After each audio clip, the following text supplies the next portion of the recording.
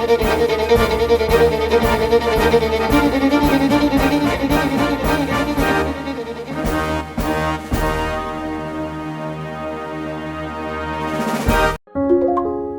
পরম্পরা ও ব্রততী পরম্পরা ডিজিটাল নিউজের প্রতিটি নতুন ভিডিও দেখতে এখনই আমাদের ইউটিউব চ্যানেলটি সাবস্ক্রাইব করুন, পাশে থাকা বেল আইকনটি অন রাখুন আর প্রতিটি আপডেট সবার আগে পেয়ে যান।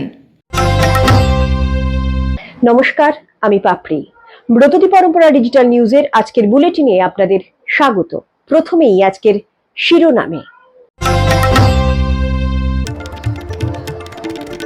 ব্রহ্মপুত্রের প্লাবন ও বিপন্ন আসাম, 2026-এর নজিরবিহীন জল বিপর্যয়ের ছবি।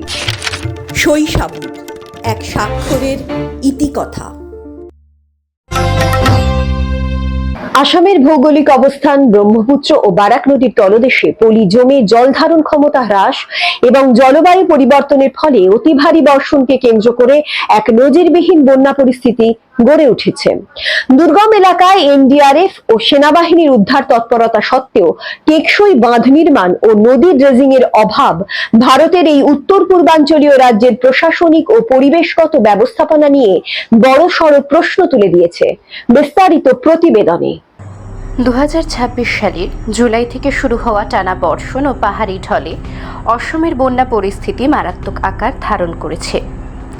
আগস্টের প্রথম সপ্তাহের আপডেট অনুযায়ী রাজ্যের নদীগুলোর জলস্তর কোথাও কোথাও সাময়িক কমলেও সার্বিক পরিস্থিতি এখনও অত্যন্ত সংকটজনক। ভৌগোলিক অবস্থান, ভৌগোলিক গঠন এবং আবহাওয়ার চরম ভাবাপন্নতার কারণে অসমের বন্যা প্রতি বছরই এক ভয়াবহ প্রাকৃতিক ও সামাজিক বিপর্যয় হিসাবে দেখা দেয়। অসম রাজ্য বিপর্যয় মোকাবিলা কর্তৃপক্ষের তথ্য অনুযায়ী চলতি মরশুমে বন্যায় মৃতের সংখ্যা বেড়ে দাঁড়িয়েছে 98 জন। রাজ্যের 13টি জেলায় মোট 1,55,849 জন মানুষ সরাসরি প্লাবিত ও ক্ষতিগ্রস্ত। সবচেয়ে বেশি ক্ষতিগ্রস্ত জেলা হল কোলাঘাট, যেখানে 58,750 জন প্রায় আক্রান্ত। দ্বিতীয় স্থানে রয়েছে শিবসাগর, যেখানে প্রায় 48,286 জন আক্রান্ত। এছাড়াও যোরহাট, চরাইদেউ, ডিব্রুগড়, ধেমাজি, দরং ও কামরূপ জেলায় ব্যাপক ক্ষতি হয়েছে। কোলাঘাট ও নৌমুলিগড়ে ধানসিঁড়ি নদী এবং শ্রীভূমি জেলায় কুশিয়ারা নদী এখনও বিপদসীমার ওপর দিয়ে প্রবাহিত হচ্ছে। রাজ্য জুড়ে প্রায় 10,748.64 হেক্টর ফসলি জমি জলের নিচে রয়েছে এবং 47,000-এরও বেশি গবাদি পশু ও পাখি ক্ষতিগ্রস্ত হয়েছে। এই বন্যার মূল কারণ হল নদীর গভীরতা হ্রাস। তিব্বত ও অরুণাচল প্রদেশের পাহাড় থেকে নেমে আসা ব্রহ্মপুত্র ও তার শতাধিক উপনদী বিপুল পলি ও বালু বহন করে আনে। দীর্ঘদিনের পলি সঞ্চয়ে নদীগুলোর তলদেশ উঁচু হয়ে জল ধারণ ক্ষমতা আশঙ্কাজনকভাবে কমে গেছে। এছাড়াও রয়েছে অতি ভারী বৃষ্টি। বিশ্ব উষ্ণায়নের ফলে মৌসুমি বায়ুর ধরন বদলে যাওয়ায় কম সময়ে অতি ভারী বৃষ্টি বা ক্লাউড বার্স্টের মতন প্রবণতা বেড়েছে, যা হঠাৎ সমতলকে প্লাবিত করে। ক্ষতিগ্রস্ত গৃহহীন মানুষের আশ্রয়ের জন্য প্রশাসন 55টি ত্রাণ শিবির পরিচালনা করছে, যেখানে 10,000-এরও বেশি মানুষ বাস করছে। এছাড়া 18টি ত্রাণ বিতরণ কেন্দ্র চালু রয়েছে। কাজিরাঙ্গা জাতীয় উদ্যান ও পবিতরা অভয়ারণ্যের মতো জায়গা প্লাবিত হওয়ার ফলে অজস্র বন্যপ্রাণী বিপন্ন হচ্ছে। এনডিআরএফ, এসডিআরএফ ও ভারতীয় সেনা সদস্যরা বোটের সাহায্যে দুর্গম এলাকা থেকে ত্রাণ সরবরাহ ও উদ্ধার অভিযান অব্যাহত রেখেছে। মুখ্যমন্ত্রী হিমন্ত বিশ্ব শর্মার ঘোষণা অনুযায়ী 9 আগস্ট থেকে 30 আগস্টের মধ্যে সবচেয়ে ক্ষতিগ্রস্ত 4টি জেলায় অর্থাৎ যোরহাট, শিবসাগর, কোলাঘাট ও চরাইদেউ বাড়ি বাড়ি গিয়ে ক্ষয়ক্ষতির সমীক্ষা করা হবে। প্রথম ধাপের সমীক্ষা শেষ হওয়ার পর সেপ্টেম্বরের 10 তারিখের মধ্যে প্রয়োজনীয় মোট অর্থের আনুমানিক হিসাব প্রকাশ করা হবে এবং স্থায়ী পুনর্বাসনের জন্য সরাসরি আর্থিক সহায়তা বিতরণ শুরু হবে। অসমের জলবিপর্যয় কেবল কোনো সাময়িক প্রাকৃতিক দুর্যোগ নয়, বরং তা লাখো লাখো মানুষের জীবন, জীবিকা ও পরিবেশগত বাস্তুতন্ত্রের অস্তিত্বের সংকট।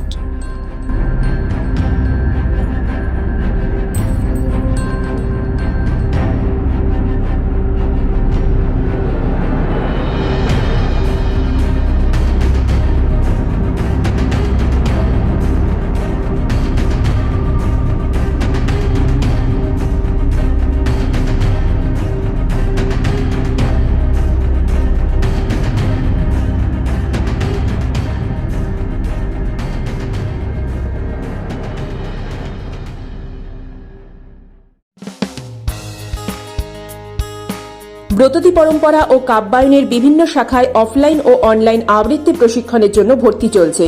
কবির রোড, সল্টলেক, বারাকপুর, সোনারপুর, চুঁচুড়া, বেহালা, শ্রীরামপুর, শ্যামবাজার ও শান্তিনিকেতন শাখায় ভর্তির জন্য যোগাযোগ করুন এই নাম্বারগুলিতে।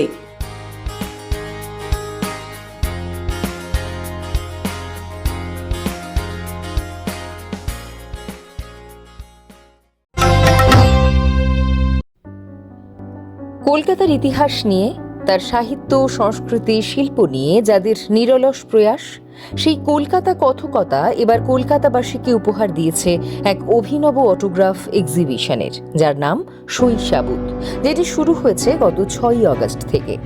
নেহেরু চিলড্রেন্স মিউজিয়ামের কক্ষ জুড়ে হলদে পাতায় সোনালী অতীতের স্বপ্ন বোনার গল্প এবার আমাদের শোনালেন এই সংস্থার সদস্য সৌভিক মুখার্জি।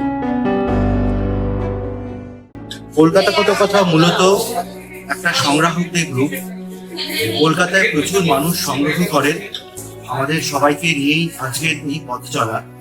আমরা সেই সমস্ত মানুষকে এখানে একত্রিত করে, এখানে আমরা 12 জন মতন মানুষ আছি যারা এই টোটাল এক্সিবিশনটাই করছি। এছাড়াও আমাদের সঙ্গে প্রচুর সংগ্রাহক আছে যারা আমাদের এই গ্রুপের সাথে জড়িত। আসলে আমরা আমাদের পূর্বপুরুষের যে লেগেসি, সেটা আমাদের উত্তরপুরুষ বা পরবর্তী জেনারেশন হাতে কি করে তুলে দিতে পারি, সেই লক্ষ্যেই আমরা এগিয়ে যাই। আসলে তাদের কাছে আমাদের একটা জিনিসই বলার, যে এই হোয়াটসঅ্যাপ, ফেসবুক, ইন্টারনেটের বাইরেও একটা জগৎ আছে, একটা ইনফরমেশন আছে, একটা জিনিস আছে বা একটা উপলব্ধি আছে, যেটা আপনি না ছুঁয়ে, না প্রত্যক্ষ দেখে অনুভব করতে পারবেন না। কথা হলো স্বাক্ষর সংগ্রাহক এবং কলকাতা কথকতার অন্যতম সদস্য মলয় সরকারের সঙ্গেও।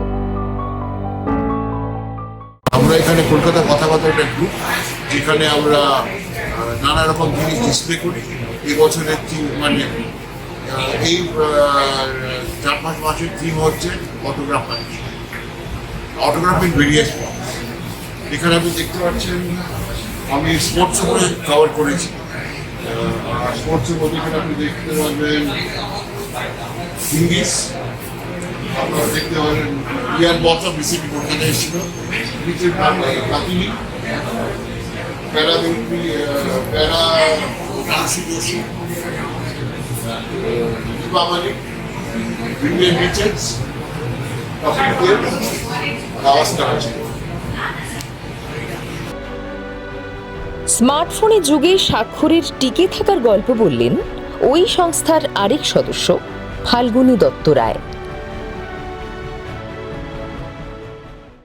সই বড় বড় লোকের চিঠি হতে পারে, কোনো মানে ম্যানুস্ক্রিপ্টের পাতাও হতে পারে, কবিতাও হতে পারে, শক্তি চট্টোপাধ্যায়ের একটা কবিতাও বা অন্য কারো।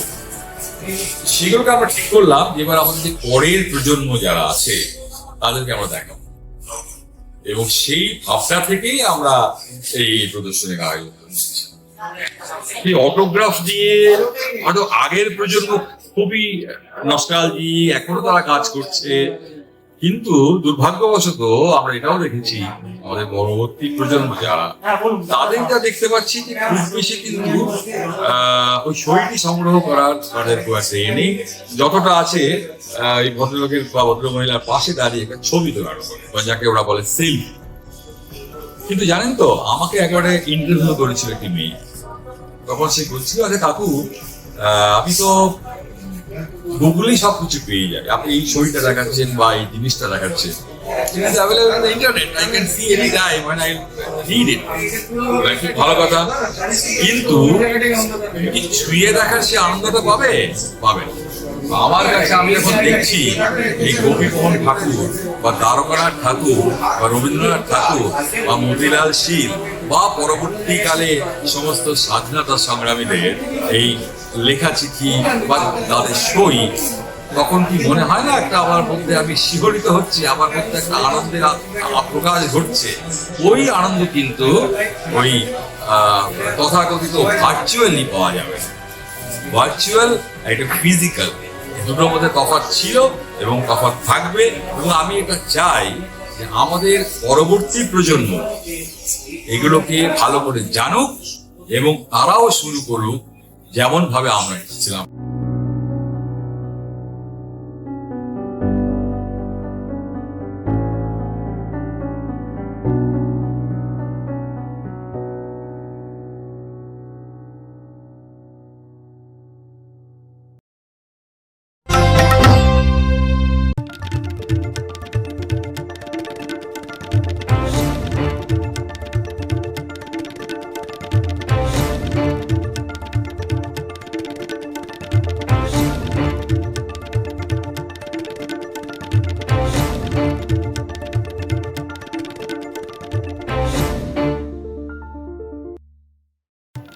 সাম্প্রতিক এক গবেষণাপত্রে বলা হয়েছে আগামী প্রায় 200 বছরে স্বেচ্ছায় জন্মহার কমে পৃথিবীর জনসংখ্যা প্রায় 400 কোটিতে নামলে পরিবেশ ও প্রাকৃতিক সম্পদের উপর চাপ উল্লেখযোগ্যভাবে কমতে পারে। তবে গবেষণায় কোথাও জোরপূর্বক জনসংখ্যা হ্রাস, মহামারী ছড়ানো বা মানুষের জীবন কেড়ে নেওয়ার মতো কোনো প্রস্তাব নেই। বিষয়টি নিয়ে বৈজ্ঞানিক মহলে বিতর্ক থাকলেও এটি একদল গবেষকের বিশ্লেষণ মাত্র, সর্বসম্মত বৈজ্ঞানিক সিদ্ধান্ত নয়। প্রয়াত প্রাক্তন মুখ্যমন্ত্রী বুদ্ধদেব ভট্টাচার্যের সরলতা ও সততার আদর্শ নতুন প্রজন্মের কাছে পৌঁছে দিতে ব্যতিক্রমী উদ্যোগ নিয়েছেন আলিপুরদুয়ারের ব্যবসায়ী অরিন্দম ঘোষ। তাঁর স্ত্রী মীরা ভট্টাচার্যের কাছ থেকে সংগ্রহ করা তাঁর ব্যবহৃত পোশাক জাদুঘরে সংরক্ষণ এবং প্রদর্শনের ব্যবস্থা করা হয়েছে। পাশাপাশি তাঁর জীবন ও আদর্শ গড়ে তুলতে বিশেষ গ্যালারি গড়ারও পরিকল্পনা করেছেন তিনি। বাংলা কমিক্সের জন্য এলো আন্তর্জাতিক স্বীকৃতি। বনগাঁর বাসিন্দা ও যাদবপুর বিশ্ববিদ্যালয়ের প্রাক্তনী চারবাগ দীপ্তের গ্রাফিক নভেল লুবুলুর পৃথিবী কমিক্স জগতের মর্যাদাপূর্ণ উইল আইজানার অ্যাওয়ার্ডসের ডিজিটাল কমিক বিভাগে মনোনীত হয়ে ইতিহাস গড়েছে। ভারত তথা দক্ষিণ এশিয়ার প্রথম কমিক্স হিসেবে এই সম্মান অর্জনের পাশাপাশি হার্ভে অ্যাওয়ার্ডসের digital book of the year বিভাগেও জায়গা করে নিয়েছে এই সৃষ্টি। আজকের খবর এই পর্যন্ত। পরবর্তী খবরের জন্য চোখ রাখুন ব্রততী পরম্পরার ইউটিউব এবং ফেসবুক পেজে। নমস্কার। আগামী 15ই আগস্ট থেকে ব্রততী পরম্পরা ডিজিটাল নিউজ দেখুন নতুন সময়, প্রতি সোমবার ঠিক রাত 9টায়।